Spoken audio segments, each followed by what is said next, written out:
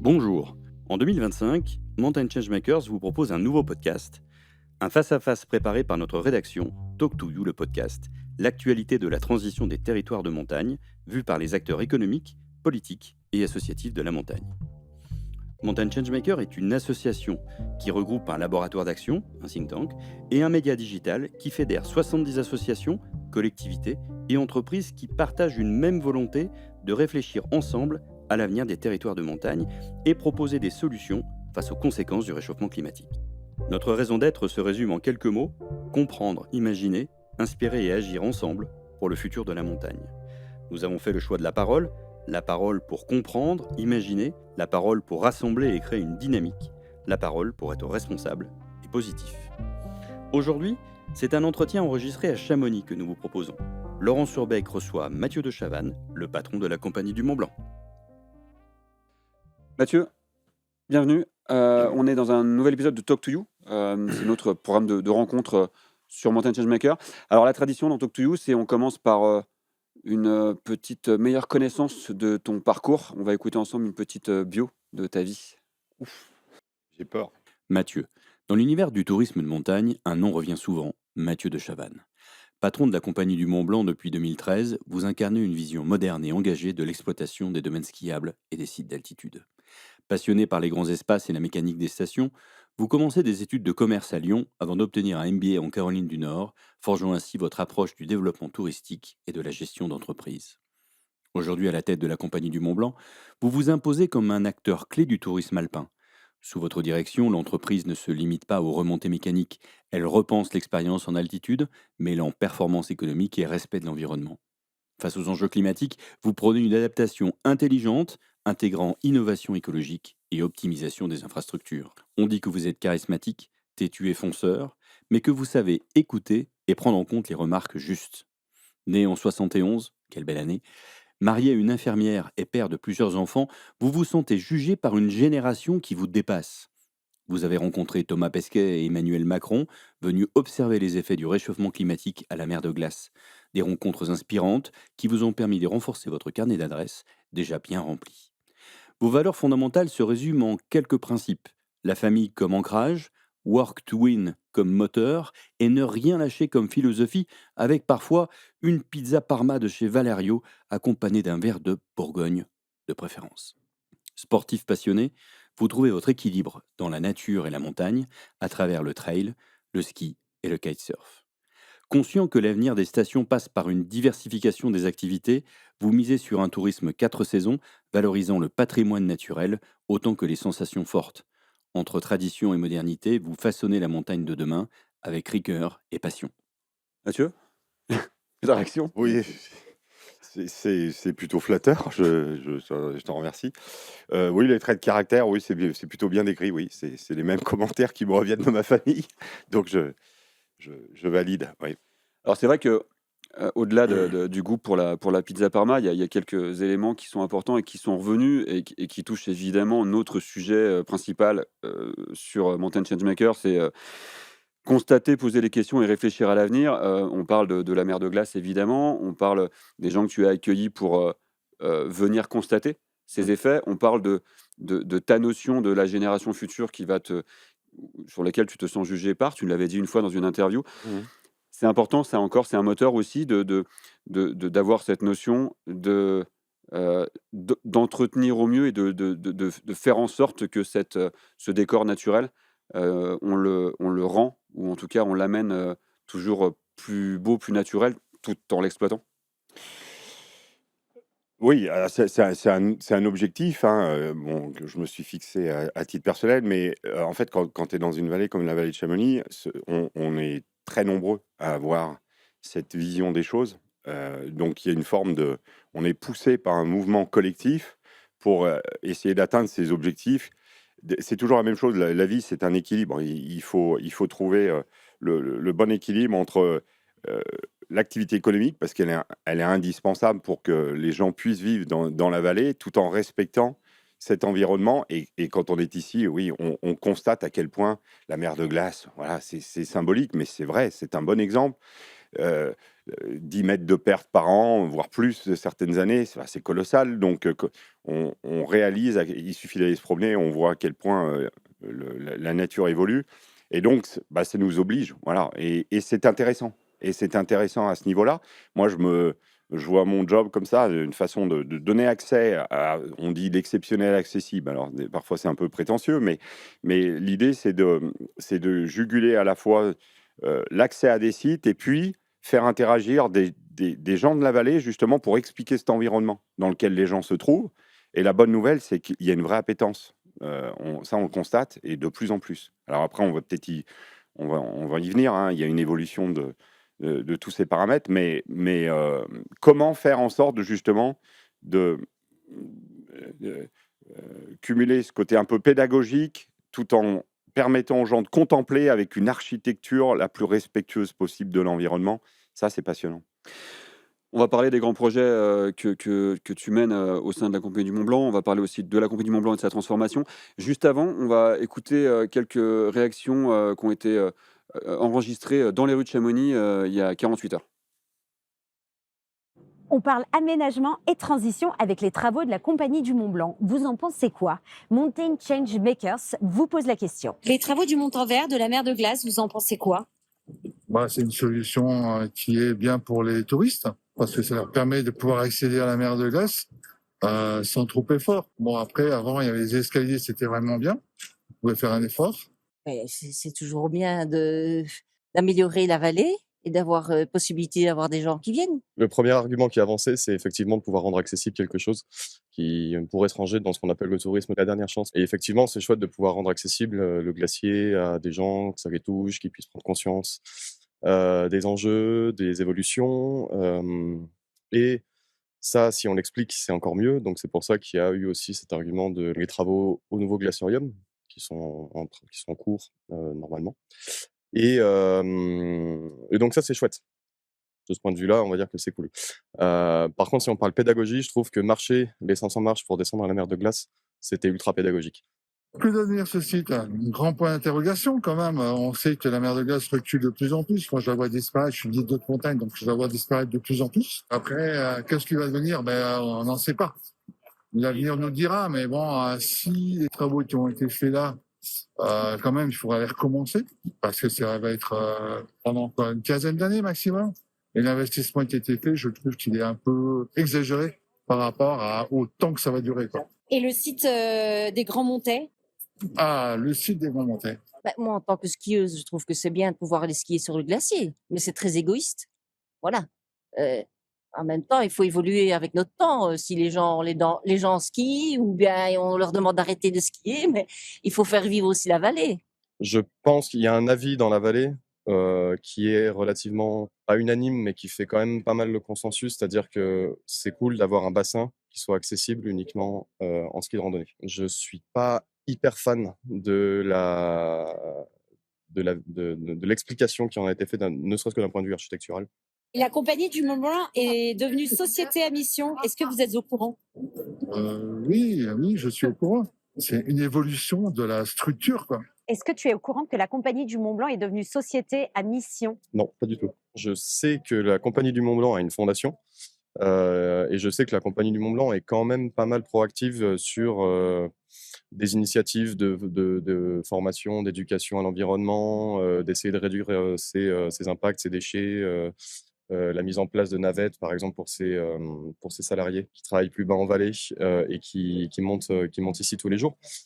Il y a quand même des choses sur lesquelles ils sont proactifs et il y a quand même des choses de fait. La Compagnie du Mont Blanc, c'est un acteur vraiment principal à mettre au centre des discussions parce qu'il représente, pour pas dire l'intégralité de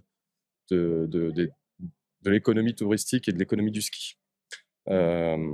Donc clairement, oui, ils ont leur mot à dire et c'est très bien que ce soit une société à mission parce que je pense que c'est leur rôle aussi d'arriver avec des solutions, des questions, des propositions dans ces débats-là. Ouais.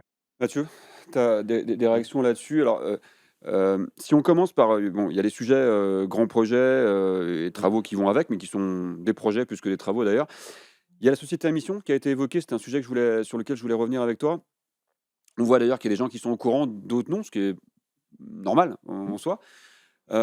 si on peut revenir, sur cette notion de société à mission qui a donc 1 an, à peu près Oui. maintenant, hein, un petit peu plus. Hem, Pourquoi et qu'est-ce qui s'est mis en place depuis 1 an? Alors Et l'i qu'est-ce que ça veut dire pour les gens? Rappeler quand même globalement ce que ça veut dire en quelques mots d'avoir oui, voulu créer cette société à oui. mission. Bon, en quelques mots, l'entreprise à mission, c'est on ancre dans les statuts de l'entreprise, qui est un peu la constitution de l'entreprise, hein, donc c'est figé. On ancre un certain nombre d'objectifs sociétaux, environnementaux, et comme ils sont ancrés sur le long terme, l'idée, c'est pas de les changer tous les ans, hein, comme on peut changer un objectif de qualité, on va dire. Là, c'est figé, et le management est jugé par rapport à ça, avec un rapport d'un indépendant qui va être rendu tous les 2 ans et qui est soumis à l'assemblée générale pour voir si, on fait bien ce que l'on dit. Voilà. Donc ça engage, hein. C'est la forme, ce qu'il faut retenir, c'est la forme la plus exigeante d'engagement pour une société par rapport à des objectifs qu'elle se fixe. Voilà. Ça, on va donc, nous, on considère que c'est une forme de boussole. Voilà.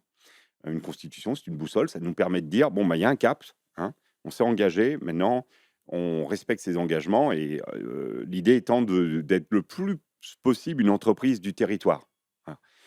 Donc forcément, hein, il y a aussi, quand on met des objectifs comme ça, bah, ça peut se faire au détriment de la rentabilité, hein. C'est accepté, hein, mais c'est de dire cette vision-là, elle est à 10, 20 ans, et on la pérennise. Voilà. Et il y a une raison d'être, hein, de Et il y a mémoire une quand on raison crée une d'être. société à mission, il y a une raison d'être qu'on définit. Il y a une raison d'être que l'on définit, et il y a des objectifs qui vont derrière pour tenir cette raison d'être, hein.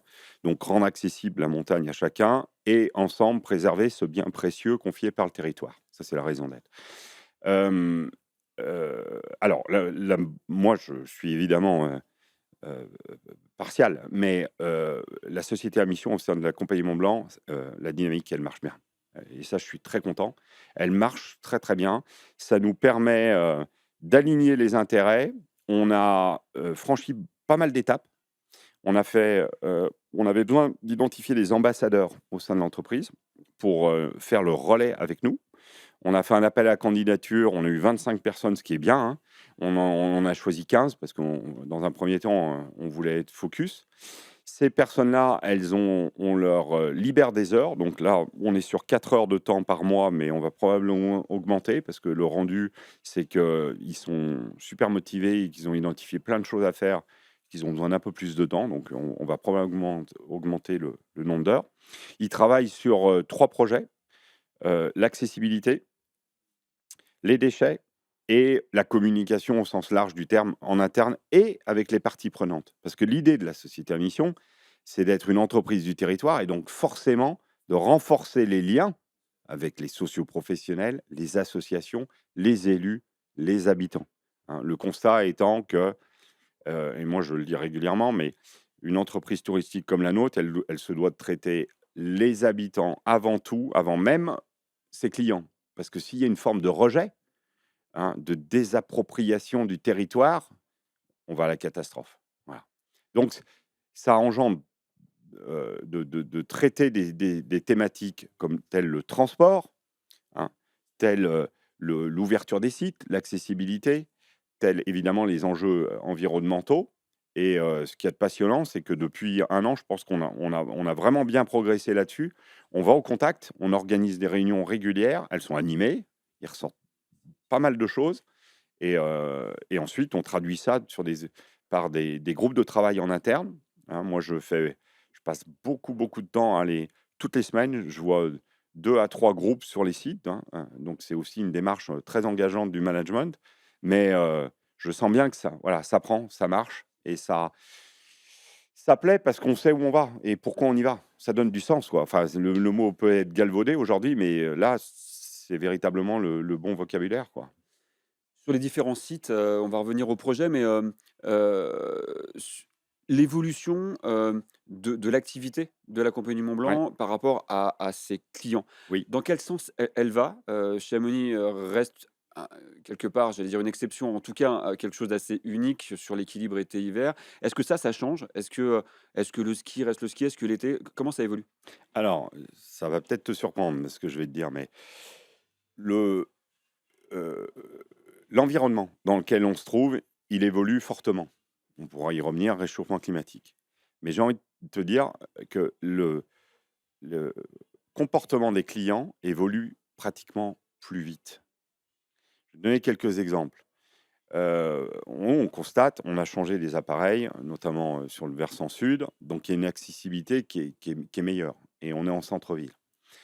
Heu, une meilleure accessibilité liée à une évolution sociétale fait qu'on constate qu'il y a de plus en plus le niveau de ski et c'est vraiment pas présomptueux de ma part, mais le niveau de ski globalement il baisse.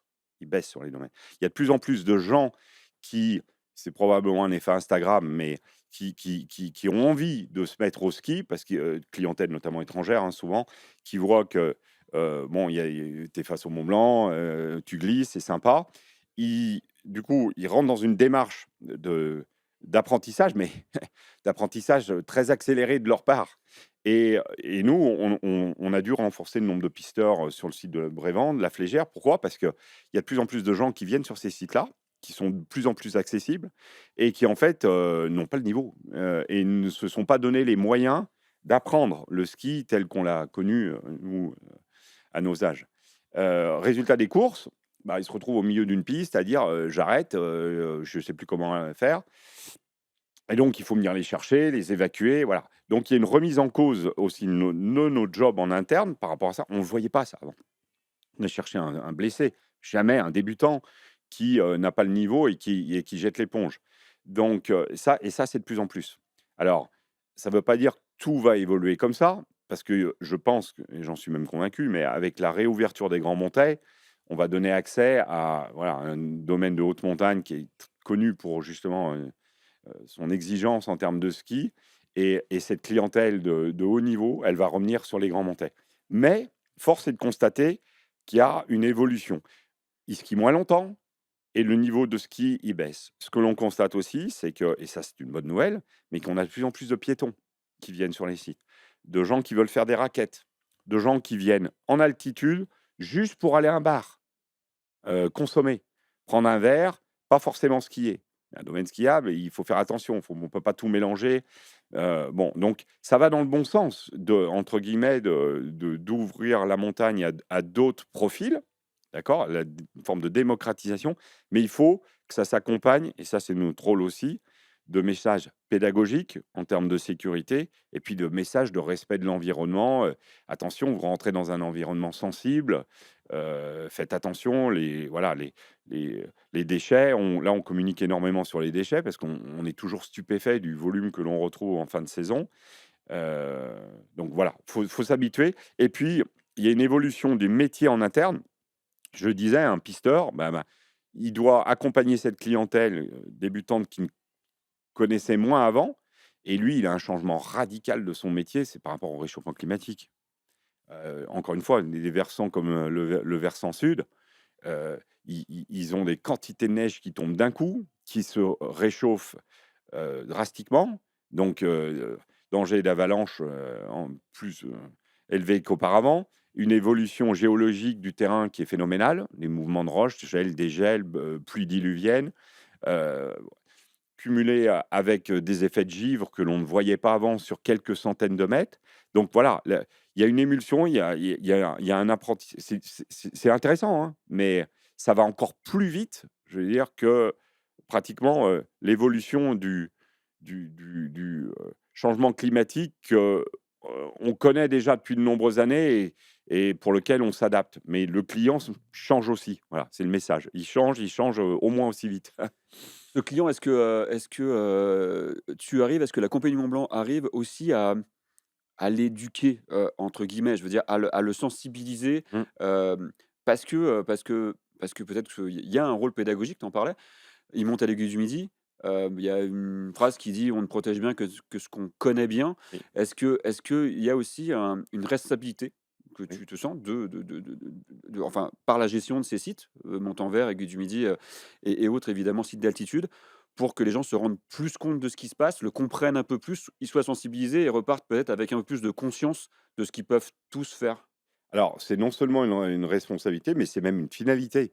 Moi, je cherche à, heu, avec évidemment l'aval des employés, hein, mais à transformer nos opérateurs qui, il y a 10-15 ans de ça, étaient un agent de sécurité. Son rôle, c'était de garantir un transport, avec tout ce que ça oblige, hein, mais en sécurité, à le faire muter en un ambassadeur du territoire. Pourquoi? Tout le monde a y gagné. Lui, c'est des gens qui habitent ici, qui vivent tout ce qu'on vient d'évoquer, un réchauffement climatique, évolution du comportement des gens, etc. Il a plein d'histoires à raconter. Le client, il faut l'apprivoiser parce que, il a son digital, il voit quelqu'un arriver ou il a peur d'aller au contact. Mais ça, on y travaille. Mais une fois qu'il a instauré ce rapport humain, ce contact, il est extrêmement demandeur et ça, c'est très encourageant. Et donc ensuite, on fait une relation, on établit une relation où chacun s'enrichit. Et ça, pour des gens qui travaillent chez nous, bah, c'est super intéressant. Et donc, on allie ça avec des supports, de scénographie, pédagogique, en effet, pour expliquer toute la biodiversité, en mettant en valeur d'autres associations, parce que c'est ça aussi l'intérêt, c'est que tout le monde travaille ensemble. Expliquer, voilà, pourquoi un tétralyre se protège, l'hiver, il ne faut pas passer dans cette zone parce qu'au bout de 2 vols, il sera épuisé, il va mourir. Les gens, ça les intéresse. Les associations, elles vivent ça au quotidien. Un accompagnateur, moyenne montagne, ensuite, lui, il peut prendre le client, partir, faire une balade, lui expliquer la biodiversité. La mise en relation de tout cet écosystème, ça, oui, et je pense que ça a un énorme avenir, ça. Allez, on parle des projets plus spécifiquement. Alors, Montanvert et Grand Montet. On va Ouais, commencer. Bon, Montanvert, hem, en tout cas, le site d'arrivée, la grotte, le oui, télécabine, on l'a vu, certaines personnes regrettent, les marches oui, avec ce côté pédagogique, ce côté oui, effort. Qu'est-ce que tu peux nous en dire? Déjà, ça en est où? oui. Et il y a eu des choix difficiles à faire? Alors, ça revient très souvent, en effet. On a souvent des gens qui disent: C'était désuet, c'était vraiment pas beau, mais oui, ça avait un côté pédagogique». C'est vrai, c'est vrai. Alors, ça a été enlevé, moi, j'étais d'accord avec cette décision-là, cette commission des sites, qui veille au paysage et qui avait dit: «Attention, c'est quand même, très peu élégant, il faut, démanteler tout ça et remettre, à l'aspect naturel». Ce qu'on a fait, ce qu'on est en train de finaliser. Heu, Quid de, en effet, l'aspect pédagogique qui en sortait. Donc bon, bah, c'est un challenge pour nous. Comment faire dans la nouvelle télécabine, point de départ à l'arrivée, à mettre en avant justement ce côté pédagogique? On va trouver des solutions, hein, au niveau scénographie et humain, pour que les gens puissent en effet ressentir, comme ils le ressentaient avant. Après, bon, bah, la télécabine, elle a été, ça a été un succès dès l'ouverture en février, hein. D'ailleurs, on l'inaugure là dans quelques jours. Ça sera un côté sympa et émouvant. Heu, la télécabine, elle a été mise en œuvre, non pas, hein, je rappelle, pour, continuer à amener des gens à une grotte de glace. On sait que la grotte de glace, elle va tenir, quelques années, hein. Beaucoup moins que ce qui était prévu à l'origine. Et ce sera la dernière? Et ça sera la dernière et elle ira pas plus loin. En revanche, c'est un moyen de transport qui est indispensable pour permettre à des gens d'accéder plus loin dans la montagne. Il y a des refuges. Quand il y aura plus de neige, malheureusement, plus de glace, eh bien, il y aura encore des gens qui iront se promener à 3005, à 4000 mètres d'altitude. Et la télécabine, leur servira pour ça. Et puis, elle a un autre attrait, c'est que avant, on était sur un moyen de transport, hein, pur et simple, aucun intérêt. Là, c'est quand même un voyage, quoi. On est dans un lieu, extraordinaire. Le débit n'a pas été changé, donc on n'a pas cherché à en faire un ah putain, j'y arrive ça m'arrive jamais ça, en plus. Sur de l'eau? Waouh! Chat dans la gorge, je sais pas. Ça va revenir. Ouais, ça va être bon. Ça va? J'ai jamais de chat dans la gorge. Donc ouais, la grotte de glace, ce sera la dernière. Le site du Montanvert avec évidemment le symbole de la mer de glace. Ouais. Ça doit, évoluer, vers un site, pédagogique, ça va vers un site, qui témoigne de l'histoire et qui doit donner à réfléchir? L'idée, c'était alors, avant qu'il y ait la reprise du train par le département, parce que là, il faut qu'on cale quand même un certain nombre de choses. L'idée par la suite, c'était de faire un glaciarium. En tout cas, l'autorisation, elle est là. Donc, à savoir quand il sera mis en œuvre, mais il y a la possibilité de faire un glaciarium. C'était le sens même du projet, hein, de compléter cette télécabine par un centre d'interprétation du glacier, du climat, pour expliquer l'évolution du climat, la naissance d'un glacier, comment vit un glacier, le futur d'un glacier, les évolutions dans le monde entier sur le climat. Bon, j'espère qu'il se fera. En tout cas, il a pris un peu de retard, ça c'est sûr. On l'a vu aussi, il y a le sujet Grand Montet, bien entendu. Alors, on multiplie évidemment les symboles et les lieux un peu cultes à Chamonix. Donc, les Grands Montets en sont un autre, hein, la mecque du ski en haute altitude. Le choix de reconstruire, ça a été long, on le sait, depuis l'incendie. Euh, un, on en est où? Et deux, l'objectif du projet en lui-même, si tu devais le résumer, puisqu'il y a peut-être encore des gens qui n'ont pas encore assez d'informations sur ce que la Compagnie Mont Blanc a décidé de faire avec ce site. Si tu devais le résumer aujourd'hui, ce serait quoi? Ouais. Donc, 11 septembre 2018, incendie. Bon, drame, catastrophe. Voilà. Moment de deuil pour nous, stupéfait par ce qui se passe. Ensuite, bon, on se relève. On se relève et là, je me dis, qu'est-ce qu'il faut, évidemment, en concertation avec le maire, hein, mais, et le site classé, puisqu'on est dans le site classé, qu'est-ce qu'on fait? Et là, on a une opportunité. Dans chaque crise, il y a une opportunité. Donc, on avait un site industriel qui datait des années 60. On se dit, il y a le réchauffement climatique, il y a un endroit mythique, et il y a des attentes de clients qui sont: «Je souhaite avoir accès à la haute montagne plus longtemps, sur l'année». Donc on conclut: refaisons une architecture moins industrielle, voilà, c'est un euphémisme avec tout le respect pour ce qui a été fait, mais une architecture avec du sens, qui accompagne le réchauffement climatique. D'où l'idée d'aller voir Renzo Piano qui a fait une architecture inspirée d'un bloc de pyrite quand même trouvé sur le site. Donc en termes de sens, on va loin là dans la démarche. Euh, Faisons un site où on n'augmente pas le débit par rapport à, ou très légèrement, mais on reste dans l'autorisation qui est donnée pour être en harmonie avec les attentes du site, à savoir ce qui faisait la beauté des Grands Montets à l'époque, c'est tu es dans une benne, tu as 49 personnes, tu les laisses passer, et après, en fait, c'est de l'héliski sans hélicoptère. Donc, on voulait à tout prix garder cette âme de haute montagne là-haut, ce qui sera le cas. Par contre, on sera plus sur un transport, comme c'était avant, avec la tête comme ça cernée dans une cabine. On est sur un voyage. Là, les gens seront assis, une bulle transparente. On ira doucement pour en prendre plein les yeux. Donc ça, c'était le deuxième point. Troisième point, c'était de dire il faut une ouverture beaucoup plus large. Avant, le site était ouvert 5 mois par an. Là, on va l'ouvrir 10 mois par an. 10 mois par an. Donc les sociopros, c'était une des grandes attentes. Un guide, il peut faire pas mal de choses au sommet des grands, parce qu'on est en face nord, à 3003. Voilà, malheureusement, on ne peut pas le faire ailleurs à cause du réchauffement. Et dernière chose, ça n'avait pas de sens que de faire ce projet-là s'il n'était pas, pareil, conçu en harmonie avec du transport collectif, pour faire venir des gens avec. Donc tout le bas a été revu avec le parking, l'accessibilité avec les bus et un accroissement du transport collectif qui ira avec pour encourager les gens à prendre soit le train, soit le bus pour venir sur ce site.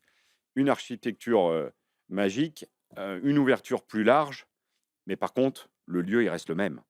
Et oui, j'ai entendu la critique de monsieur sur dire: «Oui, bah, on pouvait faire du ski de rando». Bon, on en avait discuté ça. Je rappelle quand même que c'est un projet, un avis unanime de la commission des sites, idem du conseil municipal, et les réunions publiques à Argentière, ça a fini à l'applaudissement, donc petit exploit. Bon, la réponse qu'on avait à donner aux gens qui disaient: «Ouais, mais avant, on pouvait monter». Ils pourront le faire, monter en ski de rando au Grand Montet, on pourra le faire.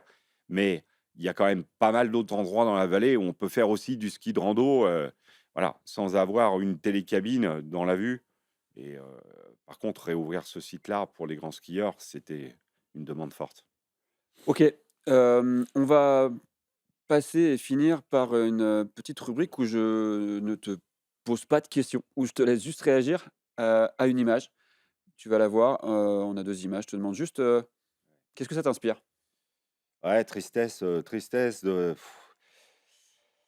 j'ai envie de dire un peu de désarroi, mais ça, c'est la conséquence de nos comportements, en tant que citoyens, quoi, voilà. Comment faire? Et malheureusement, ça va faire que s'accroître parce que, à l'époque où je voyais ces images-là et qu'on discutait justement de l'aménagement de la télécabine, le scénario rouge, je m'en rappellerai toujours, hein, que m'avait donné Christian Vincent, le glaciologue de Grenoble, on l'a emplafonné. Emplafonné. C'est-à-dire que je crois, de mémoire, il prévoyait dans le pire des cas 8 mètres de fonte. 8 mètres de fonte, on est à beaucoup plus que ça. Donc, inquiétude, parce que j'ai bien peur que malheureusement les accords de Paris, on en soit encore un peu loin. Mais bon, Emmanuel Macron que tu as reçu, ça a changé quelque chose? ah, je sais pas si, sur son comportement. En tout cas, moi, je m'en rappelle quand je l'ai vu le matin et qui voyait ce, ce paysage, cette majesté du paysage, en fait, ça l'a saisi. Ça, c'est indéniable. Ça, il a été saisi par ça. Et je pense qu'il a pris conscience comment on peut faire pour préserver ça, parce que c'est tellement magique. Après, voilà, l'histoire le dira. 2025, année internationale des glaciers, donc on va revenir. On passe à la deuxième et dernière, je crois, photo. Non, 3, pardon, deuxième photo. Les JO. Alors, celle de droite, je vois pas bien ce que ça représente. C'est peut-être un site existant ou une simulation de ce que ça peut être par la suite. C'est ça? Vaste projet. Bon, ça n'a de sens que évidemment que si on arrive à faire des jeux durables. Ça, mais il faudrait être fou pour faire l'inverse parce que ça sera rejeté. On en revient, hein, à l'adéquation entre un projet et l'adéquation avec la population. C'est la même chose pour nous. Si on fait venir des gens et que l'habitant local, il a l'impression que ça se fait à son détriment, ça ne marchera pas. Voilà. Et ça va être le vrai enjeu de ces jeux-là. On peut faire quelque chose d'extraordinaire avec les valeurs du sport, mais la première chose à considérer, j'ai envie de dire, c'est même pas l'athlète, c'est l'habitant. Dernière photo. Ouais, un iceberg qui flotte, qui dérive et probablement qui fond. Alors, flotter, dériver, ça, moi, je déconnecte ça de l'entreprise parce que je pense que quand on gère une entreprise, le but, c'est justement de faire en sorte qu'on ne dérive pas, qu'on sache où on va. C'est la responsabilité d'un chef d'entreprise, de l'expliquer, de faire que la stratégie, elle soit concertée, hein, et que tout le monde la valide. Par contre, bon, bah, la fonte, on en revient à la discussion de tout à l'heure, c'est les effets du réchauffement climatique et ça, on a tous un rôle à jouer par rapport à ça. Voilà, ressaisissons-nous. Merci Mathieu. Merci à toi. Merci d'être venu. À bientôt. De nombreux sujets ont été abordés dans cet entretien. J'en retiens principalement 3. 1. Tout projet doit se faire en adéquation avec les habitants sur le territoire.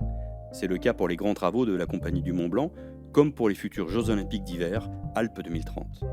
2. La pédagogie est importante pour expliquer et comprendre la haute montagne et l'impact du réchauffement sur le territoire. Elle est au cœur de la mission de la Compagnie du Mont-Blanc, en embarquant les équipes en interne et les sociopros, ainsi que l'ensemble de l'écosystème de la vallée.